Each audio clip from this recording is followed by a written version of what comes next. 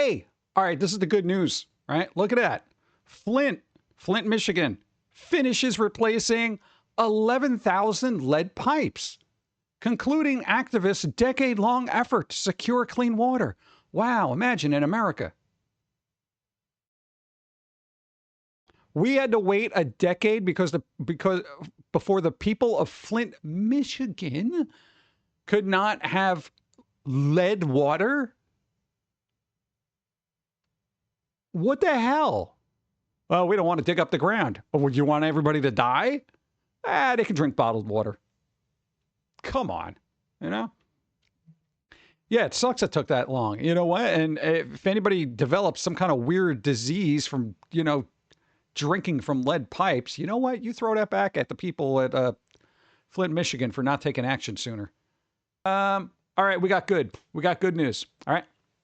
Bro, first UK patients receiving diabetes drug that delays symptoms by years. That's pretty good. For more than a century, type 1 diabetes has meant one thing: a lifetime administering insulin. Yeah, you don't want that. But for the first time, science is breaking that paradigm, not by managing the disease, but by intercepting it before symptoms even appear. Let's intercept. It's a preemptive strike on diabetes. Come on, dude. As the first patients in the UK receiving the groundbreaking new therapy, teplizumab. Teslabab, blah, blah. We're developing ways to identify who might benefit from a drug that only works if given before any symptoms appear. Yeah. So, all right, this is good. This is it's a step in the right direction. We should be able to figure out something about diabetes, right? Diabetes, cancer. Come on. Those are the things.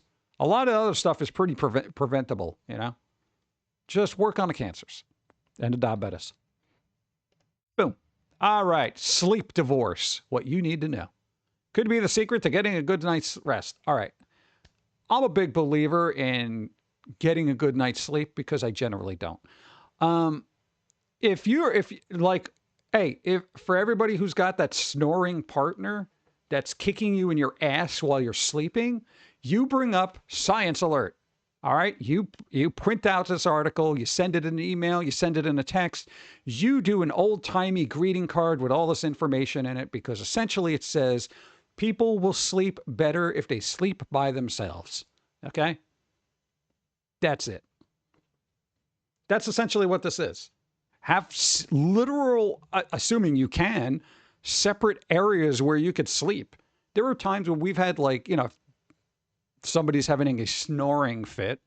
The other one is just like sleeping on a couch or whatever. And it's like, you know what? You're well rested in the morning because you weren't here all night, and getting kicked in the face. So it's scientifically, it's actually healthier to not sleep with somebody.